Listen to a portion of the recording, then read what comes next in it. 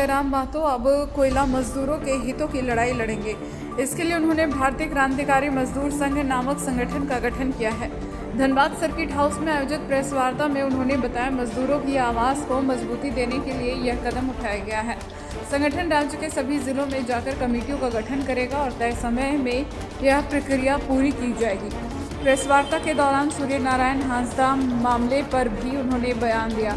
जयराम महतो ने कहा कि पार्टी चुनाव के दौरान उम्मीदवार खोज रही थी, तभी सूर्य नारायण हांसदा को टिकट दिया गया, क्योंकि उन्होंने पहले बीजेपी से चुनाव लड़ा था। पार्टी को उनकी नक्सली गतिविधियों की जानकारी नहीं थी।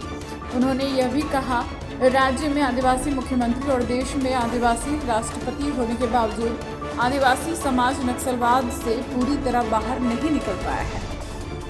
चंदन स्टूडियो, महादेव अपार्टमेंट, दुर्गा मंदिर road, Hirapur, Dhanbad. The Dhanbad times, नजर हर खबर पर। रिपोर्टर चंदू जी के साथ। नमस्कार। इनको आरंभ किया और वो पूरे झारखंड राज्य में हम लोगों ने अध्ययन किया, चाहे कोयलांचल हो, कोल्हान हो, तमाम जो औद्योगिक क्षेत्र हों, खनन के क्षेत्र हों, और वहाँ से मजदूरों से बातचीत हुई, उनसे कनेक्ट किए और बातचीत करने के बाद ये महसूस हुआ कि जो भी मजदूर संगठन अभी चल रहे हैं वह केवल एक दिखावटी बन के रह गए हैं।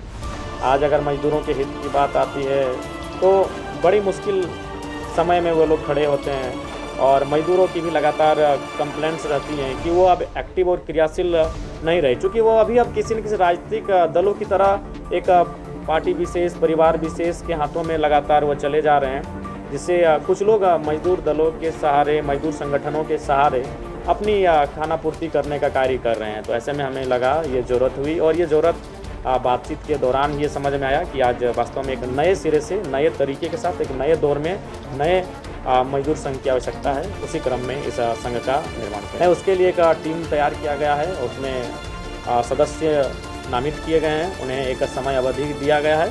उस समय अवधि में पूरे राज्य में जाकर वह विधिवत रूप से मजदूर संगठन में जाकर लोगों को सक्रियता के साथ जोड़ने का कार्य करेंगे। इस बार का जो चुनाव हुआ, हमारे पास इतना समय नहीं था, मात्र 30 दिनों का समय था। ऐसे में ये आप भी जानते हैं और सभी जानते हैं कि हमारा जो बेस है, आधार है, वो कोयलांचल है। धनबाद, बोकारो, गिरिडीह, रामगढ़, तनिक रांची और कोल्हान की हिस्सा, ये हमारा स्ट्रॉन्ग जोन है जहाँ हम लोग अच्छा किए भी हैं। लेकिन हमने संसदीय बोर्ड, चूँकि मैं भी 2 विधानसभा का प्रत्याशी था, मेरे पास भी पर्याप्त समय नहीं था, तो हमने संसदीय बोर्ड के बाकी मेंबरों को कहा था कि अगर कोई ऐसा सक्षम व्यक्ति जिसने किसी राजनीतिक दल से वोट अगर अच्छा खासा लाया है, अगर वो आए तो आप लोग बिना उसको देखकर चुनाव लड़वा दीजिएगा।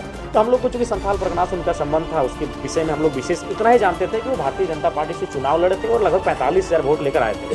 तो हमने सोचा कि शायद अगर वो हमारी राजनीतिक दल से लड़ेंगे तो इस बार अगर वो 50,000 वोट ले आते हैं तो संथाल परगना अभी पाकुड़ से जिले में हमारी एक धाक बनेगी। तो बस हम लोग इतना जानते थे और विशेष हमारी कोई जानकारी नहीं थी, क्योंकि काफ़ी कम दिनों का ये चुनाव था।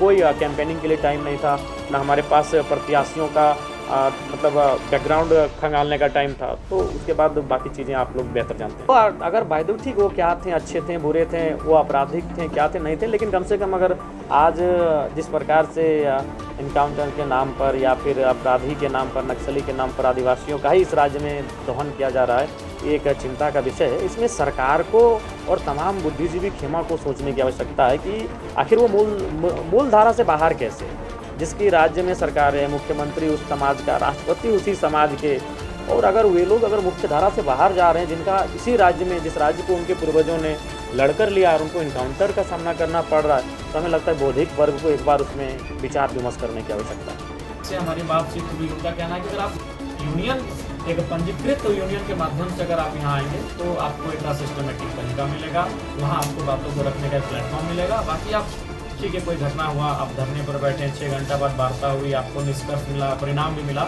लेकिन अगर आप एक लंबे समय, दीर्घकालिक के रूप में अगर मजदूरों की समस्याओं का निदान देखना चाहते हैं, करना चाहते हैं, तो उसके लिए आपको प्लेटफॉर्म में आने की आवश्यकता है।